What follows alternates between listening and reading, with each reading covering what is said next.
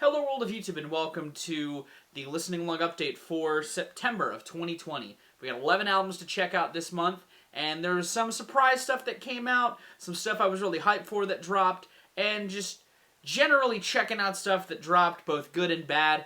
That's pretty much all I got. Let's get into it. I was raised by the wolves.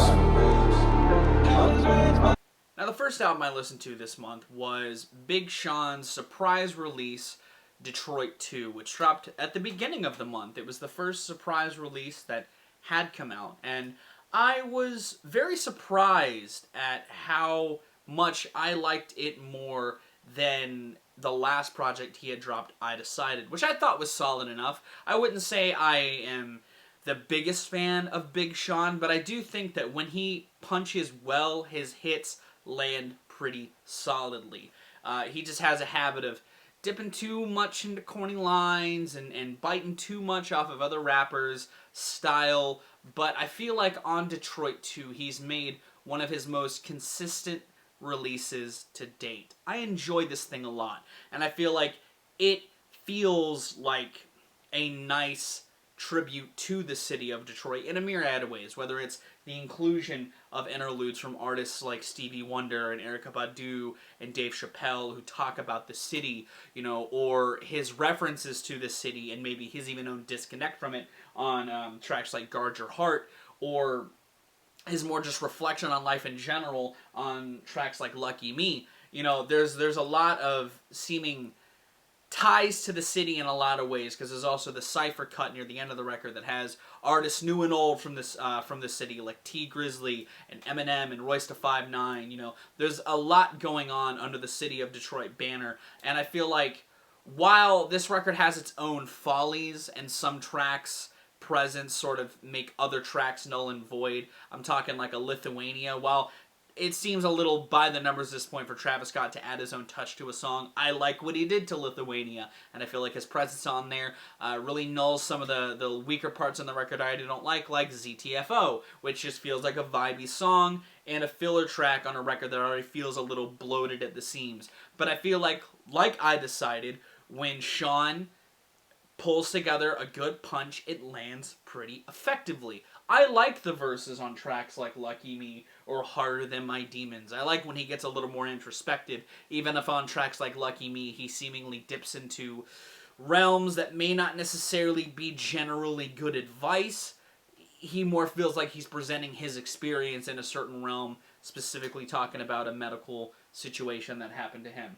But I feel like as a whole, this project is very solid. I like a lot of the features on here, and I feel like they're used very well. I love Deep Reverence. It's probably my favorite song on here. I think both Sean and the Nipsey Hussle come together incredibly well. I like Post on Wolves. I think he does a good job on the hook and providing his own sound to it. I even like Ty Dolla $ign and Jhené Aiko on Body Language. I think Pac hits well on Guard Your Heart. I like I said, the Lithuania track. And honestly, it's weird because there's aspects of this record that remind me of a record that Sean was recently on, the new Nas project. Not just because Hit Boy did a lot of the production on Nas project and he did production on this project, but there's just a general tonal feel that feels like Nas's newest record, but in a different realm. It feels like he's not necessarily trying to ride the coattails of Nas's success. He's just merely trying to adorn maybe the philosophy of a project like King's Disease and adapt it into his own style.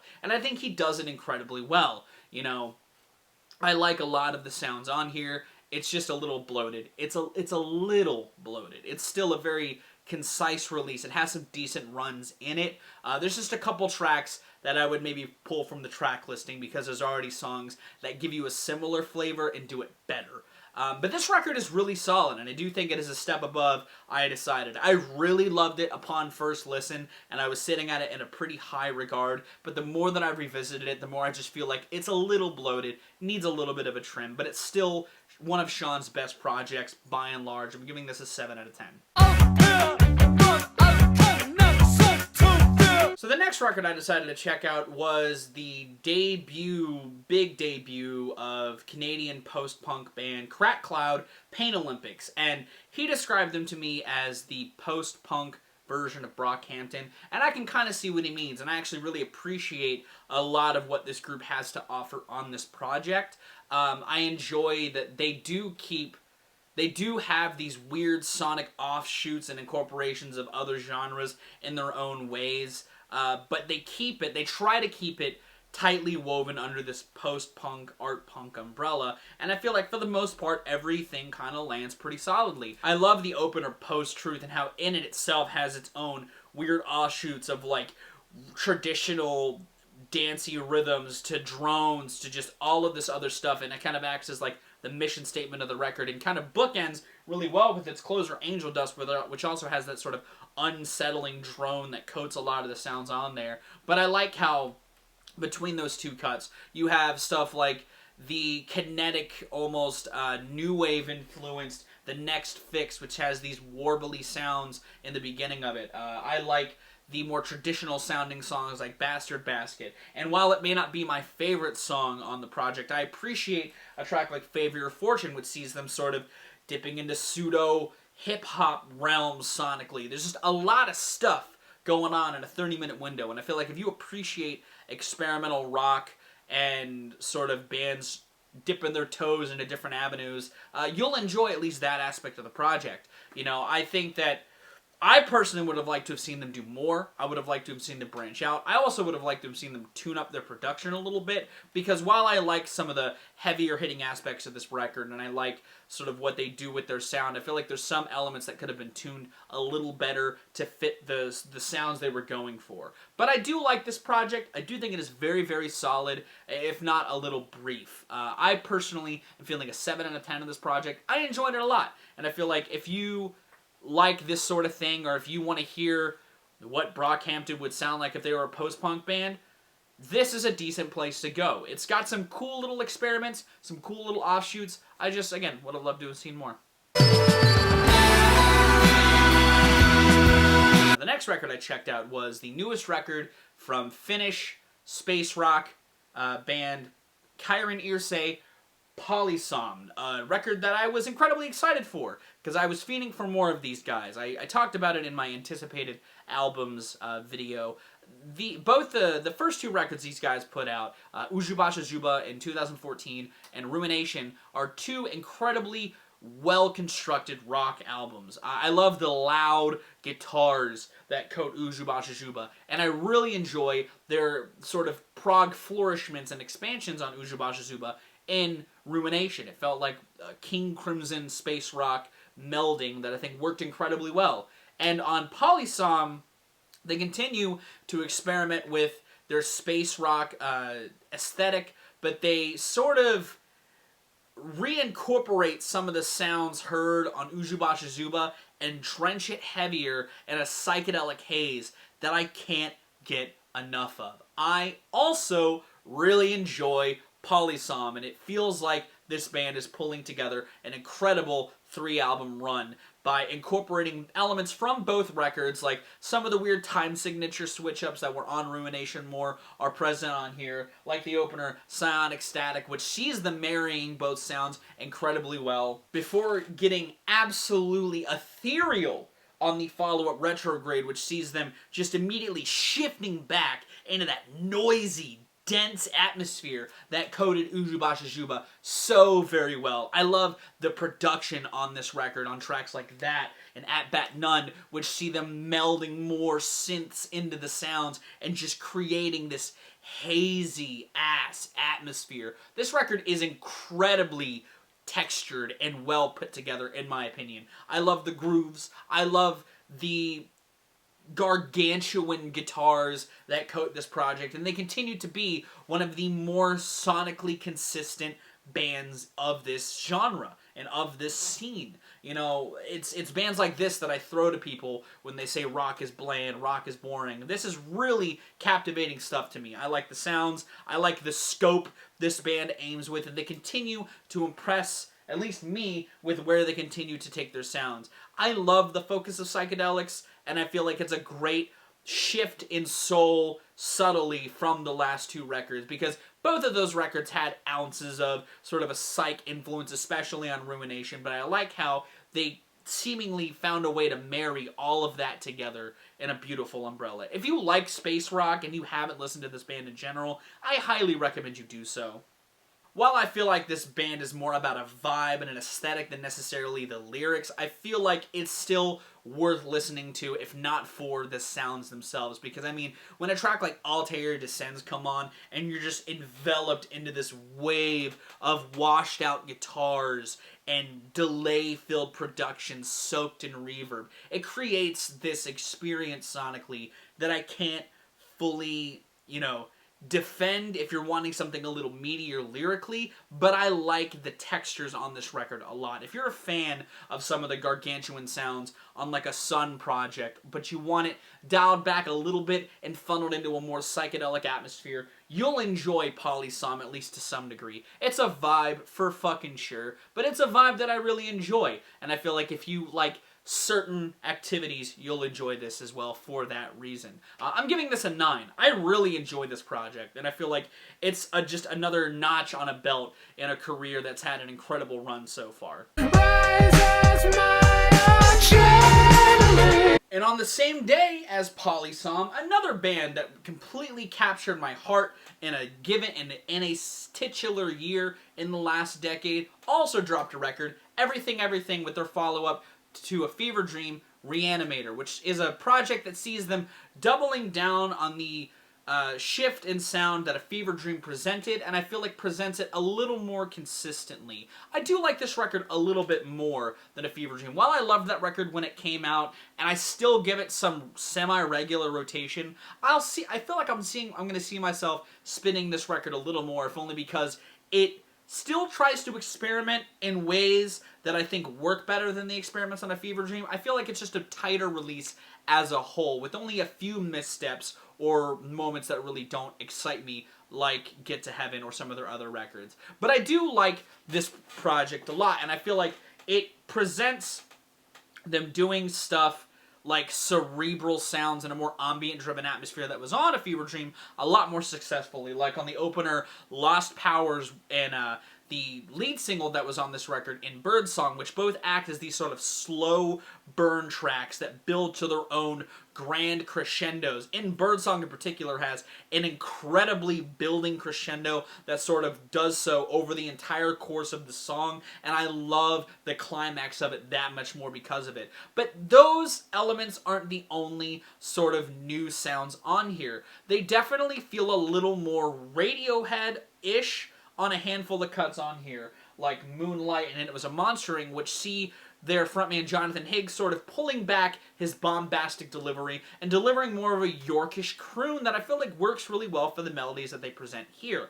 That's not to say it's not without its bombast, because tracks like the opener, Lost Powers, or some of the more tight groove tracks like Planets or Big Climb or Arch Enemy have these hooks that feel well in line with tracks from A Fever Dream and Get to Heaven. The track on Arch Enemy is fucking incredible, and I love the way Jonathan Higgs just dances on that chorus. It's very classic everything, but in a way that I love its presentation.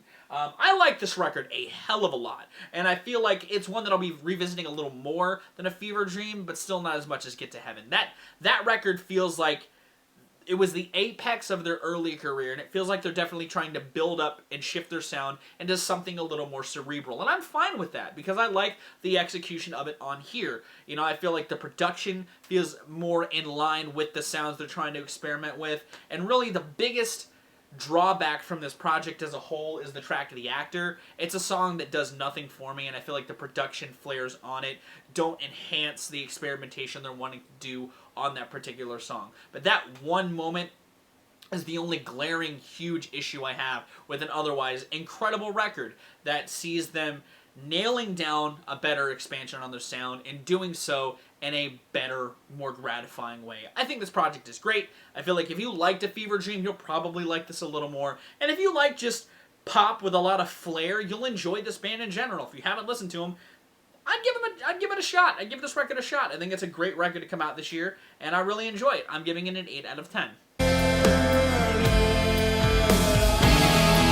I listened to Forming the Void's last album upon request riff, and I enjoyed it, if only because it was a decent ass stoner doom sludge influenced record, and I liked that album enough to check their newest record, Reverie, just out of morbid curiosity, because I'm always down for some sludgy ass stoner tunes, and I liked the album art, looked cool, figured I'd give it a shot, and I walked away pleasantly surprised. I think that it's another really consistently solid sludgy record by these guys, and I feel like the sounds on here are a little more ethereal at points as well, like on Trace the Omen or Ancient Satellite, which sees the production leaning less purely sludge and more kind of what bands like Elder are doing, where they're aiming for spacier atmospheres without losing that sludge touch. And I think that it works incredibly well. It's still really fuzzy and gritty. The opener, Sage, has this pummeling intensity to it that you would hear in your standard sludgy album, but they seemingly kind of adorn also what Sleep are doing and just creating this overall spacier texture to the project. The production still feels a little too clean at points for what they're trying to do. It feels a little too crunchy in a buttery sort of way, but I like and respect the sound that these guys are going for. I like their vocalist. I think he cuts through the mix incredibly well and sort of adds to that sort of psychedelic, spacey atmosphere that they're seemingly trying to go for on this project. I like it a lot. I feel like it's good. It's a good, solid-ass project for those that like bands like Red Fang or Baroness and want something still sludgy, still gritty, still has a good bite to it, but also doesn't mind a little bit of a spaciness to the sound as well. I think that it's really, really good. I enjoy the build-up on a track like Manifest and think that it builds really well and even morphs incredibly well into the following track, Electric Hive, which continues that just big crescendo from the previous track into this elongated, just heavy, intense experience. I think it's really well done, and I feel like these guys are on a path to consistency, at least if these two records are to be considered. And it makes me even more curious to hear their older stuff, to hear just how they started as a band. But I think this is good. And again, I feel like if you like the bands that I've talked about already, you'll enjoy this project. I'm giving this a 7 out of 10. So, I'll be honest, I wasn't immediately sold on the new Deftones project based off of its lead single, the title track and closer, Ohms. I thought that it was a cool idea, but I was really underwhelmed by the song in a way that I wasn't by any of the other lead singles for the albums they dropped over the last decade. I loved Rocket Skates. I still think it's one of the most razor-sharp tunes. I really loved Tempest as well. And I thought Prayers Triangles is still one of the strongest moments on Gore. So to see this first single kind of be a little underwhelming made me more apprehensive than usual. And Chino's statements that he made after that song, saying that it was going to be a good signifier for the album's sound, made me a little more apprehensive than that, than I was before. But once the first song on the album, Genesis, dropped, I was a little more into what this album was potentially going to deliver. Because while the title track is definitely a representation of them exploring more ambient and drone-driven sounds, and Stephen Carpenter's guitars definitely feel beefier, they utilize those attributes in better ways across the entire project of Ohms. You know, the opener, Genesis, melds those gargantuan guitars really well with a more spacey, synth-driven sound. Chino's vocals on that song also just cut a lot deeper, and they kind of also lend really well with another track in the track listing, Pompeii, which acts as another moment where they sort of meld all of the ideas the album's trying to go for into one umbrella that comes across incredibly well. And they blend that with more abstract stuff or more ambient-driven stuff, like The Spell of Mathematics, and parts of like Ceremony, which has a little more of a riff-driven structure. But they also meld that with more typical Deftones sounding stuff, like what was on Genesis, like on Urantia. The distortion on Error feels very in line with traditional Deftones sounds. Same with some of the more energy-driven tracks like The Link is Dead and Radiant City that sort of act as buffers between the spaciousness. In a great way. I like this record a lot. I think that it is a lot more ambitious than, say, Gore was, and I appreciate it for that. Not to say time hasn't been good to Gore, because I still revisit that record from time to time, but it's definitely a record I revisit the least out of the ones in their most recent output. And I think that that's interesting, because Gore seemingly was trying to bridge both sounds, but Ohms just aims for something a little left of center for the band sonically, and I appreciate that. This isn't like a Diamond Eyes or a Koino Yokon or even like a Saturday Night Wrist, where hooks seemingly bridge the songs together.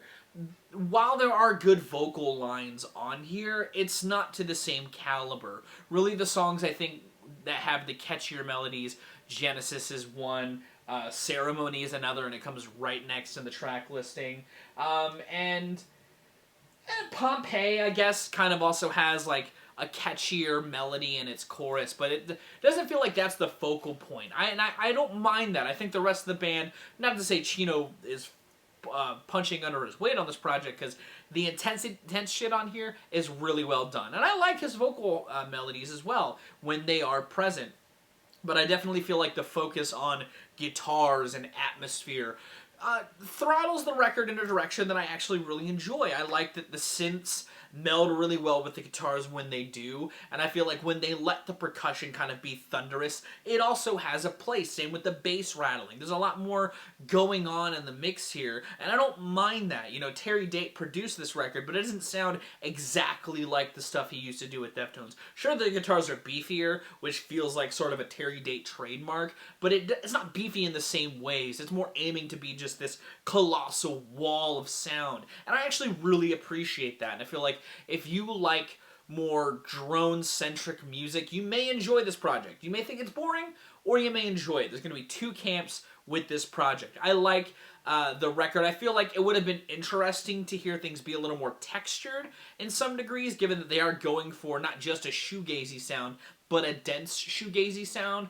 So it would have been cool to hear a producer that works more with stuff like that to make the guitars not only sound beefy, but textured in the same way that like Sun's last record, or the one that was produced by Steve Albini, sounded. That record sounded incredibly well nuanced sonically.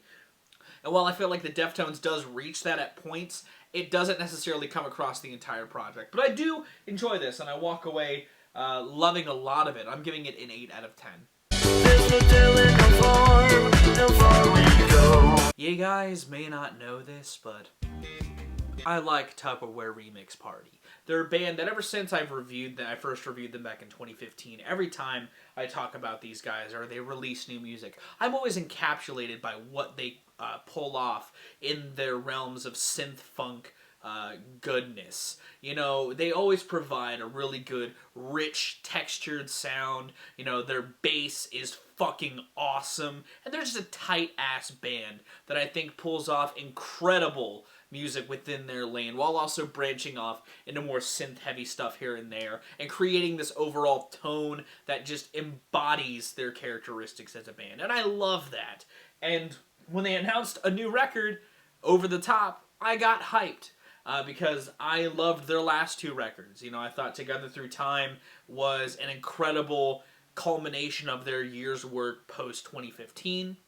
And I think Return to Wherever shows them at their tightest, creating some incredibly rich textures with some fat-ass grooves that I feel like the band pulled off incredibly well. Typhoon Turnpike was one of my songs of the decade, because it's an incredible fucking Mario Kart-ass jam.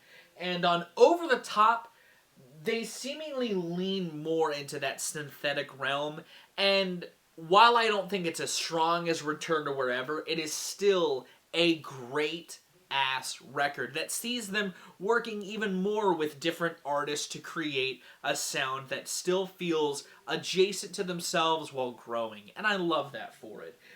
This thing still gets funky, like on the opener Coming At Ya, or the incredibly tight Somewhere Out There. And they incorporate some of the same guests they've had before, like Planet Booty, who comes together on Need Each Other and creates this sort of unifying anthem to enrich the lives of all.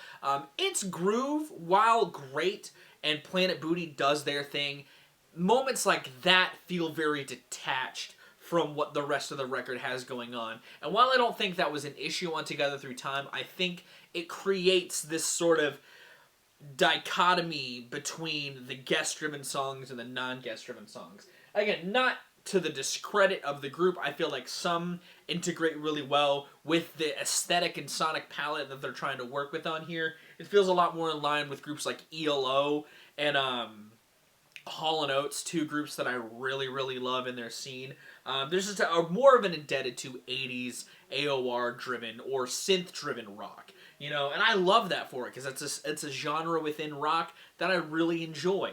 You know, and not to say the tracks with Dan Avidan, Andrew Huang, and The Gambler are bad, because I actually really appreciate Black Swan. It's this sort of grand in scope synth odyssey where Dan just gets to sing his ass off. And Andrew Huang's production really presents a different style within, again, the umbrella that they're working with. And it melds really well with the sounds that the record's going forth. And The Gambler features the keyboardist and female vocalist from the Protomen, and I feel like she presents a really good sound for the band as well. You know, she works really well with the grooves that they're working with on here, and in fact, it almost feels like sort of an adjacent track to the one that they did on the Protomen that was like the Speed Eraser tribute, which leads really well into the closer, Grand Prix, which reminds me a lot of the Yellow song about the race. The race.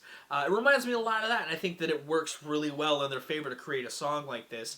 It almost gets me thinking about making like a drive-centric TWRP playlist, because while they have their laid-back funky jams, I feel like the sounds of that song feel just very indebted to TWRP as they've been so far in their career. This album is great. I really feel like if you enjoy TWRP, you're going to enjoy at least aspects of this, but I feel like it doesn't have that tightness that Return to Wherever had, or their EPs had. It almost has similar problems with pacing and structuring that were on Together Through Time that held it back from like a 10 out of 10 for me personally. But I do enjoy this thing a lot. I think that it's great, and I feel like it's another, again, notch in the belt for some synth funk daddies. I'm giving this an 8 out of 10. I'm feeling an 8 on Over the Top. If you caught the update yesterday, you know I'm going to be talking about Marilyn Manson a lot sooner than later as a collective discography on the channel. But part of that led to stemming from me revisiting his newest record, We Are Chaos. While I'd been planning to do groups, a spooky group for discography reviews, this record and how it continues to sort of adapt Marilyn Manson's titular sound into different avenues, similarly to how his record The Pale Emperor did. I felt like it would be more poignant and sort of more dynamic of a discussion to talk about Marilyn Manson. And that's why, and this new album presents his sound in a lot of familiar ways, but adorns those and sees him almost paying homage to different aspects of his inspirations. You know, one of my biggest takeaways from Marilyn Manson as a whole, and you'll hear me talk about this again more at length in that video, but I have issues with Marilyn Manson records here and there for various different reasons. And one of the things I can appreciate about this and his more recent output is that he keeps it a lot more concise. And that's the biggest compliment I can pay to We Are Chaos. It feels like his tightest release yet. Even with the sonic offshoots he does, like on the track We Are Chaos, which presents a more grandiose, somber sound that, while he may have dipped within the past here and there, feels in a completely different lane, and almost sees him pulling from almost like a Depeche Mode influence. And that influence kind of pulls from other tracks on here, like Don't Chase the Dead, and some of the guitar meldings in the closer Broken Needle, while Broken Needle also has a little more of a twang to it that lends it more to like the Johnny Cash cover he decided to do a couple years back. You know, this sees him continuing to find ways to age. And I can admire that because he, like his biggest mentor, Trent Reznor, needed to burgeon out from his beginnings. And I feel like while Manson, and again I'll talk about this, did it very clumsily, and he still kind of has moments where he doesn't really feel like he's growing, when he does try, it pays off pretty well. And it's kind of also a testament that he can do his aggressive shtick in ways that feel aged, or feel like he's reflective and less directly defensive. You know, tracks like Paint You With My Love, or Keep My Head Together, or even Perfume see him sort of spitting at the world in his own kind of dark, aged, bitter ways, you know? And I don't mind that. Sure, the album isn't perfect. You know, some of the songs, even the ones that I mentioned, aren't necessarily the most compelling tracks he's ever written. I personally don't like the title track all that much, and I feel like the opener kind of plods along a little less interestingly than other ones that try to do something different. But when it hits pretty decently, in my opinion. You know, I enjoy the kinetic nature of Halfway and One Step Forward. I love the emotional gravitas on Paint You With My Love and Don't Chase the Dead. And I think the closer is really earnest as well, and sees him reflecting in sort of a very different, bittersweet way. You know, I think this album is honestly really solid, and given I liked The Pale Emperor a lot, it's because it was a huge surprise to me to see such a different sort of palette Manson to work with. And while he tries to meld that palette with other things, I feel like it could have ended up a lot worse than this. I'm giving this a 6 out of 10.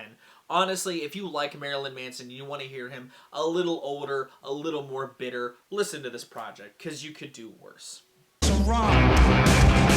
No hallelujahs. You guys know, I have been excited for this record since the beginning of the year. You guys know I love Idols. They're one of my favorite bands I got into in the tail half of the decade. Their first 2 records were my albums of the year that they came out, and I still revisit them pretty regularly. I love this band's sharp sound, their raw as fuck delivery and attitude to their music, and how blunt they can be at projecting a political message. I think these guys are really, really good. And I, even with that in mind, had some apprehensions for this project. What if they couldn't top it up? What if they couldn't make a record as good as those 2? And honestly, I feel like they still have delivered something of absolute quality. I tried to dissect this, look at criticisms it was getting, and really pick apart this record sonically. I tried really hard to not factor in a bias, and I still feel like this record, while definitely a little more scaled back than Joy, feels just as raw in presentation as Brutalism, and reminded me a lot of what I liked about them to begin with, outside of the fun and jovial nature that coded a lot of Joy that was missing from Brutalism. And I feel like as an absolute fan of Brutalism, that helps my enjoyment of this record. Sure, there's moments that may seem a little much, or don't necessarily go as far as they possibly could, or potentially could, like the track Ne Touche Pas Moi, which features Jenny Beth and acts as a sort of catcall anthem. I think that it's good that they're wanting to tackle subjects that may not be necessarily within their realms. As long as they don't come across as, you know, Macklemore-ish, that is where I feel like the line gets crossed when it's taken to that level. But I feel like the intention feels right on a track like Ne Touche Pas Moi, or the song, or the line in the track Grounds that talks about raising my pig fist and saying that black is beautiful. You know, lines like that I feel like are similar to ones that they've done, or sentiments that they've shared in the past. And I feel like because politically it falls in the same realms, and lyrically it's delivered with the same bluntness that you would see on a track like Danny Nadelko, or the line, the snowflake looks like an avalanche. You know, there's elements that always coded their career with this sort of delivery, and I feel like it still comes across pretty well on here. I honestly like a lot of this project, whether it's the outright brashness in the opener War, the swanky groove on Grounds, the throttling chorus of tracks like Mr. Motivator and Reigns, or even Ne Touchez Pas Moi, or feeling a little more like a melding of brutalism and joy, like on Model Village. You know, this record has a lot of cool things going on, and I like how it really grabs you by the shoulders and shakes you until giving you a breather near the end that fades really well into the climax. This record is honestly fantastic, and I feel like exemplifies still a lot of what I really, really love about this band. You know, I tried to look at a lot of the criticisms, and while I may see people's distaste for some of the ideas on here, or some of how they deliver their ideas, I feel like it's done incredibly well. And while I'm not giving it a 10, they've broken the cycle, because I feel like if you look at this record and what it's trying to say in comparison to other records that I've really loved from this year, there is still a noticeable minor, if any, dip in quality than the last two records. It's still great. It's still phenomenal. I still really love a lot of what these guys are doing. And maybe the more that I revisit it, the more that I'll start to love it even more. But it's still a 9 for me. I think that this record is fan-fucking-tastic. Left and I wrote my first song with him in the I'm bay. gonna get the obvious statement out of the way. This album sucks. There's a lot to say from a comedic angle about this record, because on its surface, it feels like a joke. It feels like a weird career shift to take on the surface, and while I have plans to do that in a thing, I'm going to try and take this a little more direct and analyze it in a sort of deeper than the surface sort of thing, which I try to do, but I usually start my reviews off with some sort of statement about it, some sort of joke if I can, or something to that degree. But Tickets to My Downfall, while better than a record like Supermarket, doesn't fall too far off the mark for this thing, this style. There are things that set it above a worst of the year contender, but they are few and far between the problems I have with this record. I don't really like how derivative it sounds. It sounds like a parody at points with how over the top it sounds, you know, on lines from the title track of Razor Blades, you know, or the chorus of a track like Forget Me Too with Halsey, or again, a track like Bloody Valentine. It just, it doesn't, it feels like it doesn't try to do anything but the bare minimum.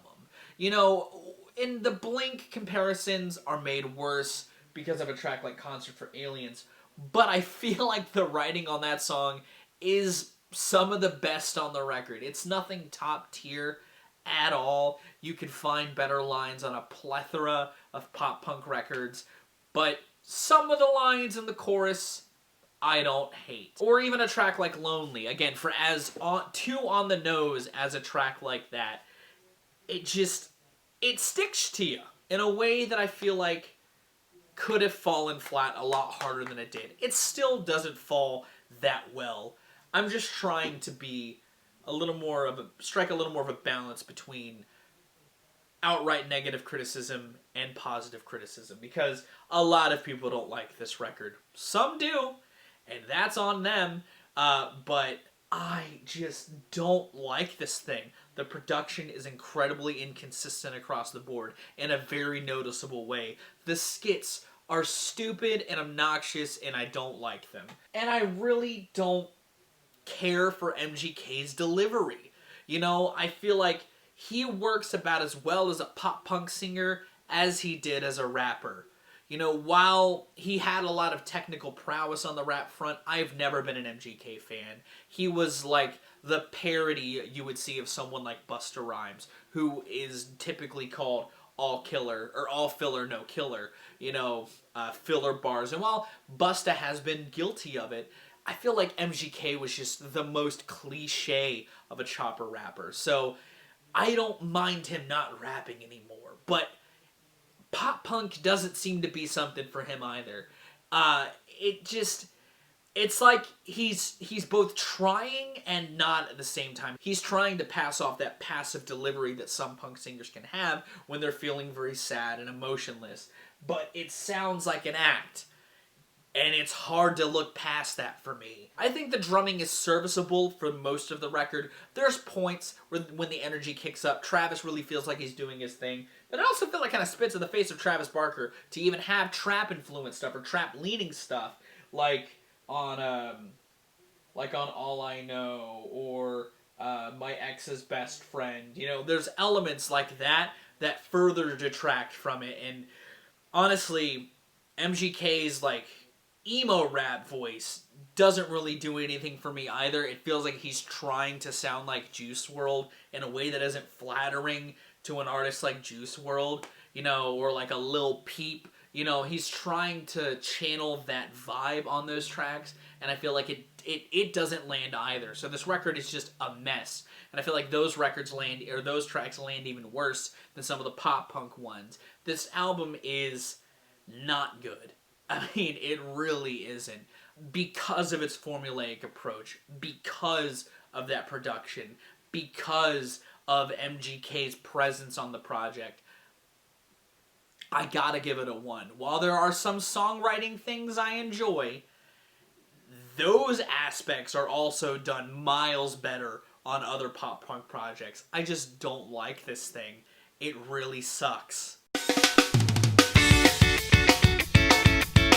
The last thing I checked out, which really wasn't the last thing I checked out, but something I've been spending a lot of time with in September, was the Tony Hawk game. And anytime I told people that I was playing it that hadn't played it, their first question was, how is the soundtrack? And not because I'm a music guy, I'm sure that also is part of it, but when I tell people I play games, their first response isn't, how's the soundtrack? But because Tony Hawk's soundtrack is so indebted to its culture and the games themselves, they had to also get that right for the game to work. The game works, it's great, I'll talk about it at some point, but this soundtrack is fantastic. You know, not only because it has the soundtracks from 1 and 2, so I can hear tracks like Here and Now, and Superman, obviously, and Vilified, and Psycho Vision, and Police Car, with some of the tracks like Blood Brothers and Guerrilla Radio that were in Tony Hawk 2. They also just add other songs that feel like they fit in the Tony Hawk ethos in a way not too dissimilar to what I did on my Spotify playlist one month, which is also a reason why I felt like I needed to talk about this, because not only have I talked about the Tony Hawk soundtrack in my video game compilations list, I also made my own Tony Hawk 5 soundtrack, or Tony Hawk 6 soundtrack, for the Patreon. For those who don't know, it's linked in the description, the post for that post. Not only do they have those tracks, they also incorporate newer bands, Pew Pew Pew and Fiddlar. They also incorporate newer songs from bands that have been in Tony Hawk soundtracks, like one of the newer Less Than Jake tracks, or one of the new Zebrahead songs, which was one of the better songs off of their last record. Is everything on here great? No. There's an MGK pop punk song on here, and some of the club stuff doesn't mesh as well with some of the other hip-hop. While they do have rappers on here that I could see working on a Tony Hawk soundtrack, like a Tech-9 or a Skepta, I feel like not all of the newer stuff works in that regard. They should have put rappers like Denzel Curry and the guys from Odd Future on there. I feel like their music fits really well with skate culture, and I would have maybe even put a Brockhampton on there. Just something, you know, and I feel like I said, a lot of the hip-hop on here works. They have Tribe Called Quest on here, they have Naughty by Nature on here, a lot of stuff like that works incredibly well. Charlie Brown Jr., like there's some fucking bops on here. But there's a couple of instances where it kind of falls a little flat. They put Sublime on here. But no, this soundtrack is honestly really good. You know, I feel like for all of the roughness that was like some of the Tony Hawk 5 soundtrack, which Tony Hawk 5 in general.